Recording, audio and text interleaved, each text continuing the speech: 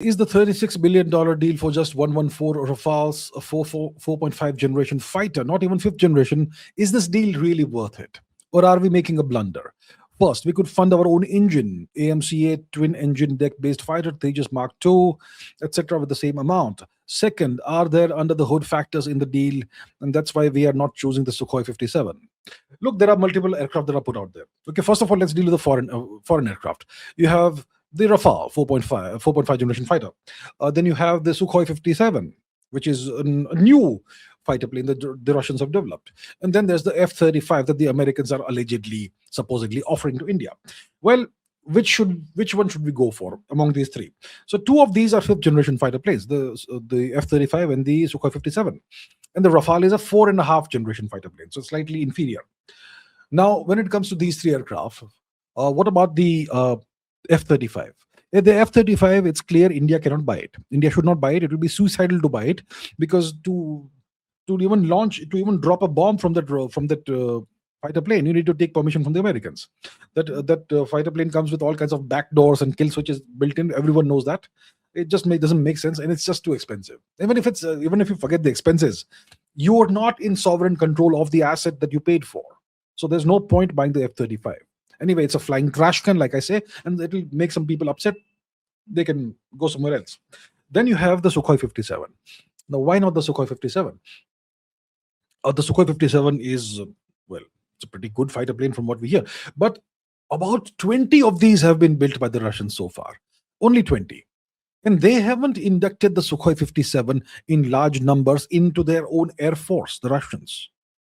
So if the Russians haven't still inducted this aircraft in large numbers in their air force, but they are offering to sell it to us, it raises some questions. If it's that good, why don't you have a few hundred of these? Why only 20 or so? So it's not yet, it looks like it is still an aircraft under development. It's not the final version. So typically, you know how aircraft are designed and rolled out. You design an aircraft, a Mark 1 aircraft, and you build maybe 15, 20 of those. And you induct that aircraft into the armed forces, into the Air Force. They fly around, they give you all the feedback.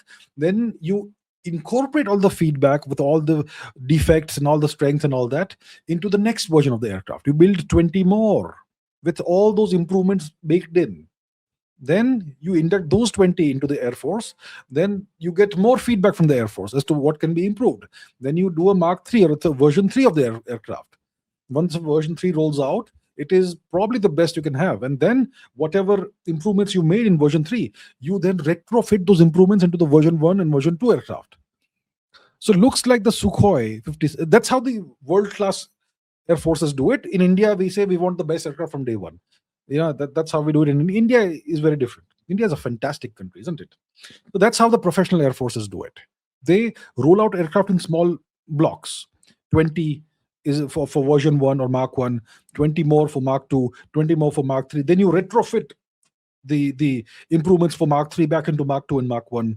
Then you do a Mark 4, or you start a new family of aircraft. Or maybe you then produced 100 or 200 of Mark 3. That's how we do it in a professional air force. So even if whatever requirements you have, Mark 1 only meets 70% of the requirements, you still induct that into the air force, so that you can get large quantities of data from the flying hours.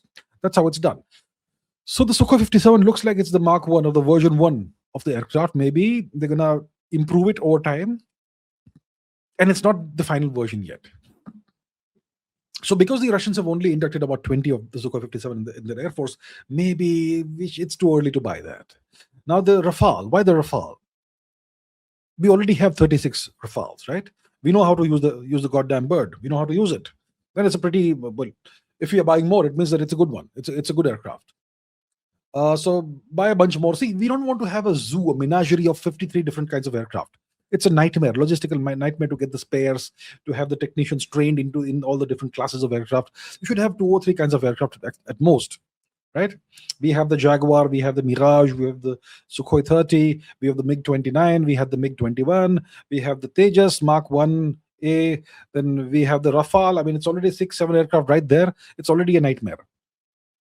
Okay, if you get a Sukhoi, it's part of the same class of birds as the Sukhoi 30. So much of the infrastructure you've built for the Sukhoi 30 can be reused, repurposed for the Sukhoi 57, I'm sure. But that's the issue with the Sukhoi 57. They've only inducted 20, the Russians, which is an issue. So because we already have the Rafale, it performed well apparently from whatever we hear. That's why the government said, okay, let's go for the Rafale. And it's the deal isn't finalized yet. Whoa, the all the Indian media, whatever it's reporting that we are paying these many thousand crore rupees or whatever, the deal hasn't been finalized. We haven't inked any agreement yet.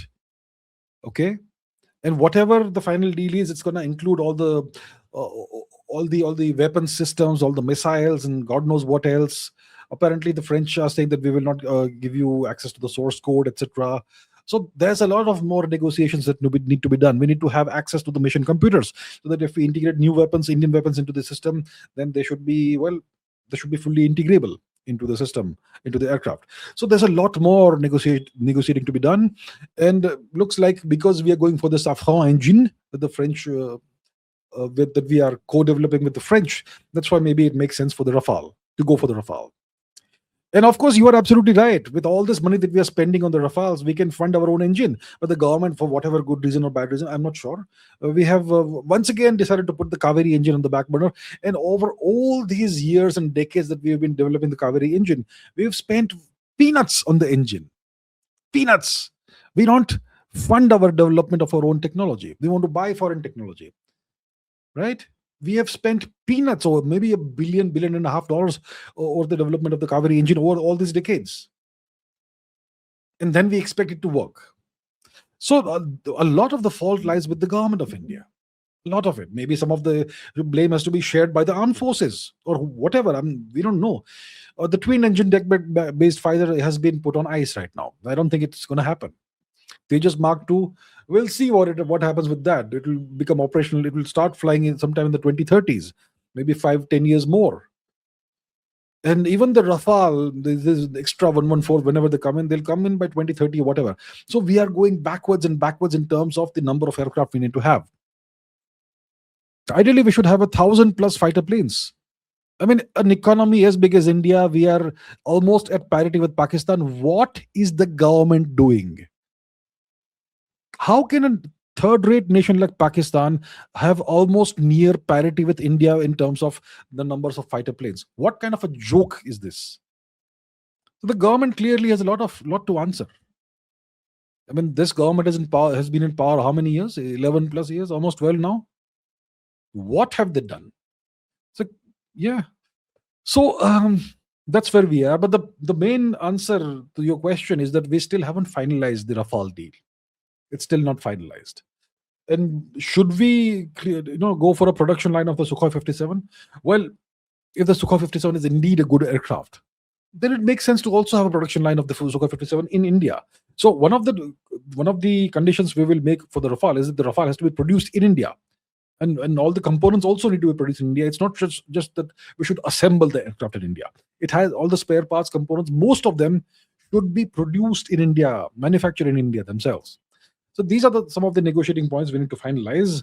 The French will try to maximize their interest in whatever they get out of it. But if we are paying so much, we need to, have a much better deal than whatever the Indian media outlets are reporting right now. So it's still a work in progress. These things are interminable. I don't know why defense acquisition in India is such a protracted, lengthy, interminable process. I don't get it why. Bureaucracy, right? And I suppose, allegedly other interests and whatnot. But who suffers? The nation suffers as a consequence. So all this money we are we are spending, and we are paying foreigners. Even 1/10 of that money, if we had spent on the jet engine, indigenous jet engine, we would have had far better results by now. I don't know what the government of India is doing and why we are doing this, but that's where we are, and it's disappointing.